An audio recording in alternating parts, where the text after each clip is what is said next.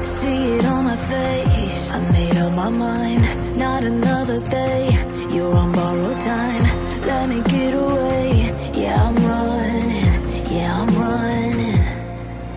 So love me or leave me, I'm standing alone. Can't shake a feeling that lives in my bones. Lie to me, tell me you wish that you could, but nothing you gave me is worth what you took. 'Cause baby when I'm gone for good.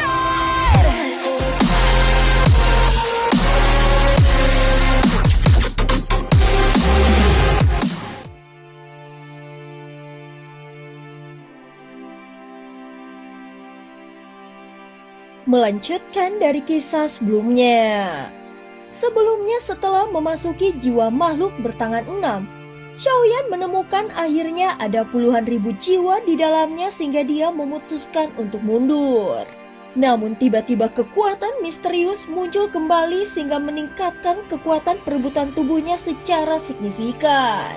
Kekuatan perebutan tubuh yang sebenarnya bukan milik Xiaoyan, justru mampu berpadu dengan sempurna dan itulah hal yang paling tidak terbayangkan. Yang bisa dipastikan adalah kekuatan perebutan tubuh itu berasal dari Ye Beijing. Selama Ye Beijing tidak mengaku dan Xiaoyan tidak bertanya, maka seolah tidak pernah terjadi apapun. Xiaoyan yang menerobos masuk pada awalnya tidak sempat bereaksi. Dia memang berhasil merebut 1/10 tubuh dari makhluk iblis itu dengan cepat dan efektif.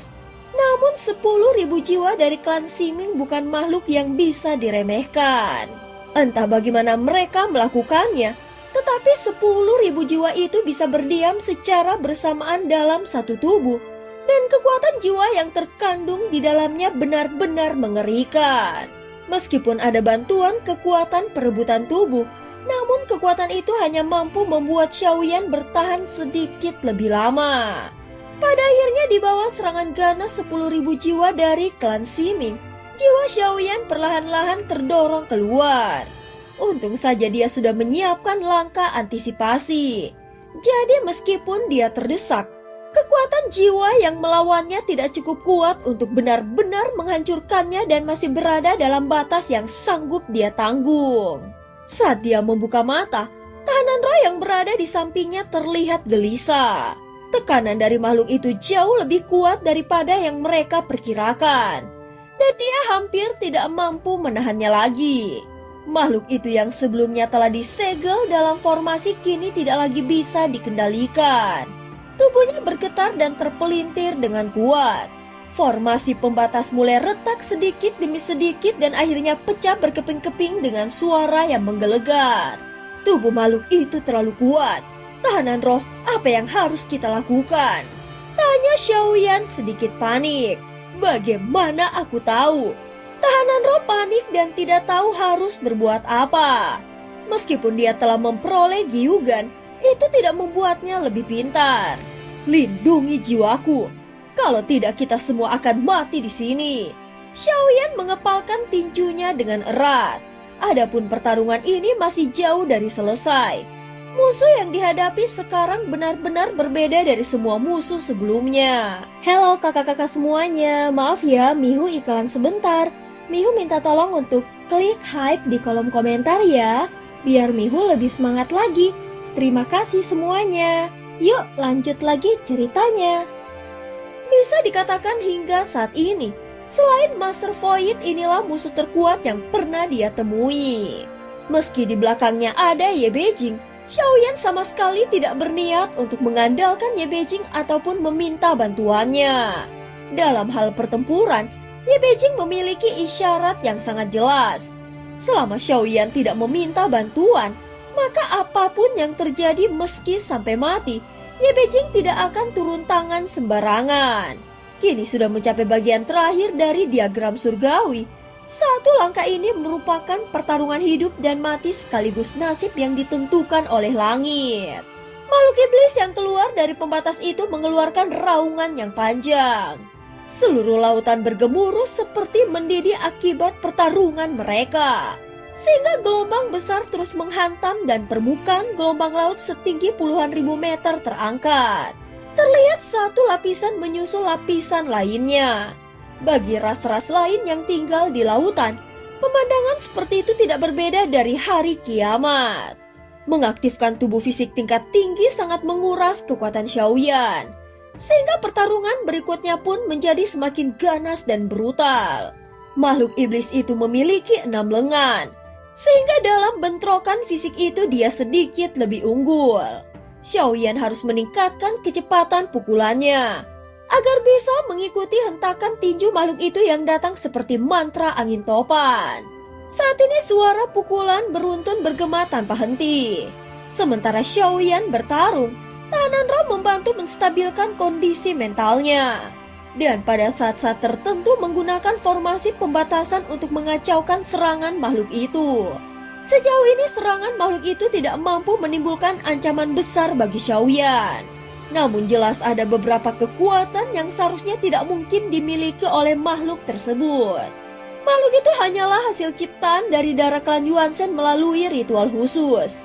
Xiaoyan memiliki 2 jantung dan masing-masing membawa kemampuan berbeda dari klan Yuanzhen. Jika klan Ximing benar-benar mampu meniru bakat bawaan klan Yuanzhen, maka mereka memang terlalu menakutkan.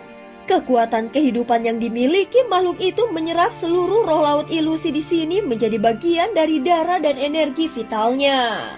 Energi terus bertambah secara perlahan, tetapi stabil dan sangat menguntungkan dalam pertarungan yang berlangsung lama. Tatapan Xiaoyan menjadi sedingin es. Pada permukaan tubuhnya muncul pola garis-garis keras seperti batu karang. Kemampuan yang dia dapatkan dari leluhur klan Yuanzhen. Ketika garis-garis itu muncul pada tinjunya, kekuatan tubuh Xiaoyan mencapai tingkat yang mengerikan. Terlihat pola-pola keras itu seperti senjata penghancur. Saat tinjunya menghantam, dalam sekejap tinju makhluk itu retak dan meledak sehingga daging dan darahnya berhamburan. Di bawah hantaman berturut-turut, lengan makhluk itu hancur berkeping-keping dan tubuhnya pun mulai pecah akibat serangan brutal Xiaoyan. Tahanan roh yang melihat dari samping bersorak kegirangan. Wah, pembunuh 1000 pedang. Hebat, hajar dia. Kita hampir menang. Kau memang luar biasa, ucap tahanan roh. Namun Xiaoyan tidak menanggapi. Tapi sorakan itu memang memberikan efek sehingga membuatnya semakin menggila dalam serangan. Dengan sekali tembakan tinju yang menghancurkan, tubuh makhluk itu terlempar ke dasar laut menghantam batuan keras. Jadi ini adalah kesempatan terbaik untuk menghabisinya. Xiaoyan segera menggerakkan tangannya mengumpulkan Angry Buddha Lotus Flame 3 warna lalu melemparkannya ke arah makhluk itu. Seluruh area tempat makhluk itu berada langsung terbungkus oleh bunga api. Air laut mendidih berubah menjadi kabut putih tebal. Lotus itu mekar lalu ledakan besar terjadi dan api membanjiri ruang itu. Xiaoyan menerjang masuk ke dalam api, bersiap memberikan serangan mematikan terakhir. Namun pada saat yang sama, Lotus yang sudah meledak tiba-tiba meledak lagi. Seketika ledakan dahsyat terdengar dan sebuah sosok bergegas keluar dari dalam api dengan kecepatan tak terbayangkan. Sosok itu menabrak Xiaoyan dan menghantam pundaknya dengan keras. Tubuh Xiaoyan terpental ribuan meter sebelum dia menghentikan dirinya dengan menancapkan kakinya ke laut yang membeku oleh tekanan energi. Ketika dia memandang ke depan, Xiaoyan terkejut. Dia melihat makhluk itu berevolusi lagi. 6 lengannya menghilang dan digantikan dengan lengan tunggal seperti tengkorak. Namun yang mengejutkan bukan itu, melainkan karena di wajahnya muncul topeng 4 mata. Seperti dugaanku, gumam Xiaoyan. Dugaannya sebelumnya kini semakin jelas bahwa makhluk itu memang bagian dari mereka. Seperti yang kuduga, sang pemusnah bertopeng 4 mata benar-benar berasal dari klan Ximing.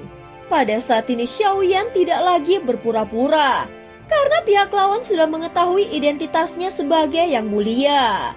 Maka tidak ada gunanya dia menyembunyikan hal ini lagi. Seperti yang diharapkan dari yang mulia, tetap cerdas seperti biasanya.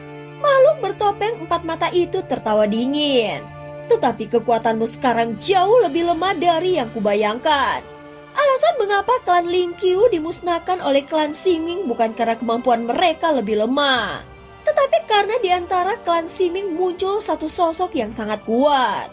Sosok itulah yang menjadi sang pemusnah bertopeng 4 mata. Dia menggunakan kekuatan alam dewa kekacauan untuk menyerang klan Lingqiu, membuat klan Siming bangkit dan menjadi kuat secara diam-diam. Saat dia berbicara, tubuhnya kembali berubah dan kali ini menjadi wujud Xuan Huang. Melihat Xuan Huang yang ada di hadapannya, Xiaoyan jelas sedikit mengerutkan keningnya. Dan cerita pun berakhir. Terima kasih udah dengerin Mihu dari awal sampai akhir ya. Sampai jumpa.